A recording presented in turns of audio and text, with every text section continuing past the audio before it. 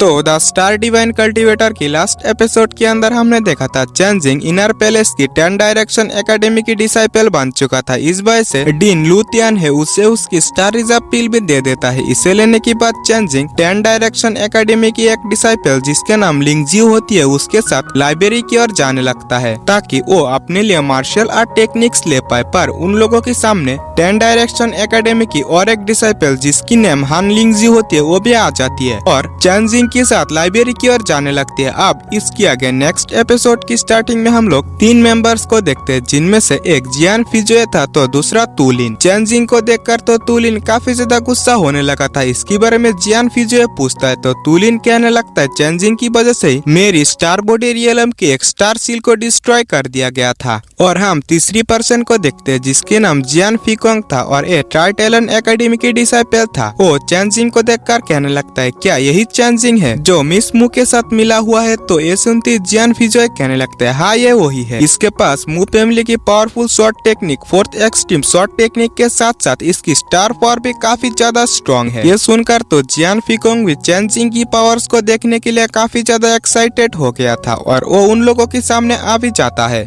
इसे देखते चेंजिंग पूछता ये कौन है तो ये सुनते हान लिंगजी और लिंगलिंग इसके बारे में चेंजिंग को बताती है। ये ट्राइटेलन एकेडमी की डिसाइपल जियान फिकोंग है। इसके साथ साथ वो डिप्टी पैलेस मास्टर की यानी कि जियान चाओजोंग के सबसे छोटे बेटे भी है। यही वजह है कि तुम्हें इसकी ओपोनेंट नहीं बनना चाहिए, तुम केयरफुल रहना। तो ये सुनते ही जियान फिकोंग कहने लगता है हान लिंगजी तुम्हें इस तरह से बोलने की कौन सी जरूरत थी, क्योंकि मैं तो बस चेंजिंग से थोड़ा सा बात ही करना चाहता हूँ, मेरा तो कोई बुरा इरादा नहीं था, इसलिए प्लीज थोड़ा साइड में आ जाओ। तो ये सुनते ही चेंजिंग कहने लगता है अगर तुम्हें कुछ बोलना है तो तुम यहीं पे बोलो वरना मैं ऐसे जा रहा हूँ। और चेंजिंग वहाँ से जाने लगता है। ये सुनकर तो जियांग फिकोंग को भी गुस्सा आ जाता है पर वो अपनी गुस्से को कंट्रोल करते हुए चेंजिंग से कहने लगता है मुझे एक मेंबर की जरूरत है, क्या तुम मेरे साथ आना चाहते हो, क्योंकि इस काम के लिए मुझे तुम परफेक्ट लगते हो। अगर तुम मेरे साथ जुड़ जाते हो तो मैं अपनी फैमिली की पावर्स का इस्तेमाल करते तुम्हारी कल्टीवेशन में भी काफी हेल्प करूंगी। ये सुनकर चेंजिंग कहते हैं माफ करना, तुम्हारी इस ऑफर में मुझे जरा से भी इंटरेस्ट नहीं है और तो और मैं किसी की नौकर भी नहीं बनना चाहता। ये सुनकर तो फिकोंग को काफी ज्यादा गुस्सा आ गया था और वो तुलिन से चेंजिंग के ऊपर हमला करने के लिए कहता है। तुलिन भी अपनी पावर को एक्टिवेट करते हुए चेंजिंग के ऊपर हमला करता है पर चेंजिंग ने उसके अटैक को काफी आसानी से रोक लिया था और तो और काफी आसानी से उसे हराते हुए पीछे भी कर देता है। ये देखकर फिकोंग अपनी और एक मेंबर को चेंजिंग के ऊपर हमला करने के लिए कहता है पर वो मेंबर भी ज्यादा टाइम तक चेंजिंग के सामने टिक नहीं पाता। वो अपनी शॉट टेक्निक को एक्टिवेट करते हुए चेंजिंग के ऊपर हमला करता है पर चेंजिंग अपनी 4th एक्सट्रीम शॉट टेक्निक का यूज करते हुए उस मेंबर को काफी आसानी से हरा देता है। ये देखकर तो हान लिंगजियो भी काफी ज्यादा खुश हो गई थी और फिर जियान फिकोंग इस हार से उसे और भी ज्यादा गुस्सा आने लगता है और वो अपनी पावर्स को एक्टिवेट करते हुए फाइट करने के लिए भी रेडी हो गया था। ये देखते ही हान लिंगजियो समझ जाती है कि यहाँ पे कुछ पूरा होने वाली है और वो चेंजिंग की फाइट के अंदर आकर कहने लगती है अगर चेंजिंग के साथ 2 सील और 3 सील की डिसाइपल फाइट करता है तो मुझे इससे कोई शिकायत नहीं है,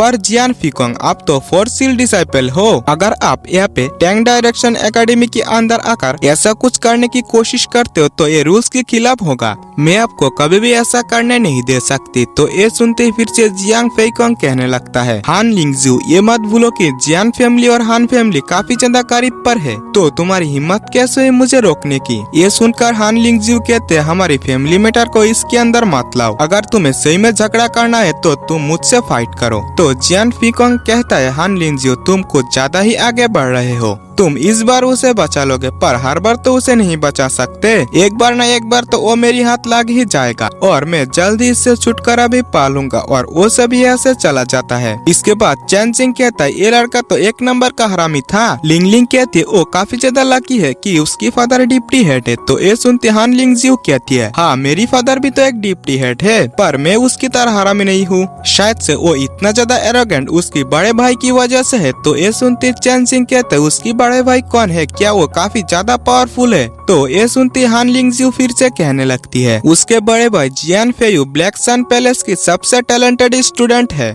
तो चेन जिंग कहता है जियान फेयू बट मुझे जितना पता है ब्लैक सन पैलेस की सबसे टैलेंटेड स्टूडेंट मिस मू नहीं है। तो ये सुनते ही हान लिंगजियो फिर से कहती है हाँ ये सही है कि मिस मू भी काफी ज्यादा टैलेंटेड है, पर उसकी तुलना में मिस मू सेकंड पोजीशन पर आती है। और हाँ भाई चेन जिंग, इस वजह से आपको 10 डायरेक्शन एकेडमी से कम ही बाहर जाना चाहिए, और अगर आपको लाइब्रेरी तक जाना है तो प्लीज मेरे साथ जाना। उसके बाद चेन जिंग लिंगलिंग से पूछता है लिंगलिंग क्या तुम मुझे मिस मू और जियान फेयू के बारे में कुछ बातें बता सकते हो? तो ये सुनते ही लिंगलिंग कहने लगती है अपने टाइम में दोनों ही काफी ज्यादा टैलेंटेड स्टूडेंट हुआ करते थे। वो अपनी 15 साल की उम्र में ही स्टार बॉडी रियलम तक पहुंच गए थे, और उन दोनों को अपनी अपनी फैमिली से सीक्रेटली ट्रेन किया गया था, खासकर तो जियान फेयू को, क्योंकि उन्होंने 20 साल की उम्र में ही स्टार सोल रियलम तक ब्रेक थ्रू कर लिया था। और इसके साथ साथ वो हेवन क्लास मार्शियल फाइटर भी बन गए। और तो और मैंने ये भी सुना है कि उसकी टैलेंट्स को देखते हुए एक मार्शियल मास्टर उसे अपने पर्सनल डिसाइपल की तौर पर सिलेक्ट कर लिया। खैर जो भी हो ब्रदर चेन जिंग, आप भी तो काफी ज्यादा टैलेंटेड हो, फ्यूचर में शायद से आप भी उसकी बराबर कर पाओ। फिलहाल के लिए हमें ये सब बातें छोड़ना चाहिए और आपके लिए मार्शियल आर्ट टेक्निक को ढूंढना चाहिए। और वो चेन जिंग को लेकर सीधा ही लाइब्रेरी की ओर जाने लगता है। और फिर ऐसे सीन शिफ्ट होकर हमें लाइब्रेरी के अंदर चेन जिंग और लिंगलिंग को दिखाई जाती है, जहाँ पे चेन जिंग अपने लिए मार्शियल आर्ट टेक्निक को ढूंढने लगता है। ढूंढते हुए वो सोचने लगता है मेरी जो 4th एक्सट्रीम शॉट टेक्निक है वो काफी ज्यादा प्रीमियम और हाई लेवल की एक आर्ट क्लास की शॉट टेक्निक है। यह की ऑर्डिनरी शॉट टेक्निक मेरे लिए कोई भी काम का नहीं है। मुझे एक ऐसी मार्शियल आर्ट टेक्निक को ढूंढनी होगी जिससे मेरी स्पीड काफी इंक्रीज हो। और ऐसे ही ढूंढते हुए उसे वहाँ पे एक मार्शियल आर्ट टेक्निक भी मिल जाता है जिसकी नाम फ्लाइंग गिज स्टेप टेक्निक था। इसे लेते हुए चेन जिंग कहने लगता है इसके साथ मैं जिंदा रह सकते हो, भले ही मुझे कितनी ही ज्यादा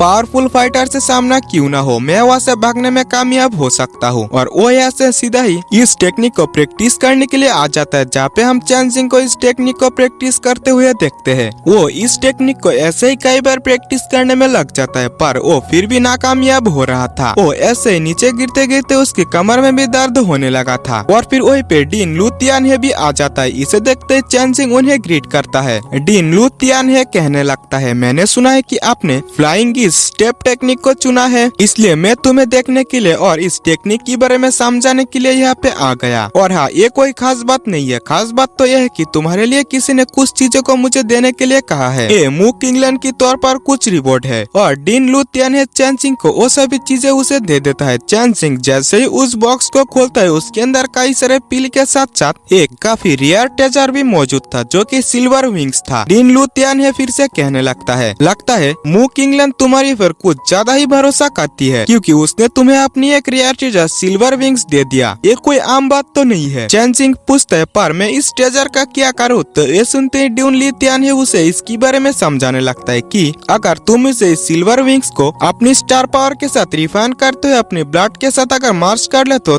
तुम इसकी मदद से काफी आसानी से हवा में उड़ सकते हो। ये सुनते चेन जिंग को भी वो मेमोरी याद आने लगता है जब मिस मू उस ड्रैगन से फाइट कर रही थी, तब वो इस विंग्स का यूज कर रही थी। इसे याद करती चेन जिंग काफी ज्यादा खुश तो हो गई थी और वो शॉक भी थी। और इसी के साथ ये एपिसोड यहीं पे एंड होता है। माफ करना कि मैं एपिसोड को एक्सप्लेन करने में कुछ लेट हो गया, क्योंकि कुछ दिनों से मेरी तबीयत कुछ ठीक नहीं था, इस वजह से टाइम पे वीडियो अपलोड नहीं कर रहा था। आगे से वीडियो कंटिन्यू आएगी। और हाँ अगर आप लोगों ने अभी तक चैनल को सब्सक्राइब नहीं किया तो प्लीज सब्सक्राइब कर लेना, और वीडियो को तो एक लाइक करना भूलना ही मत। वीडियो अच्छा लगा तो दोस्तों से शेयर जरूर से करना। मिलते हैं नेक्स्ट वीडियो में, बाय बाय।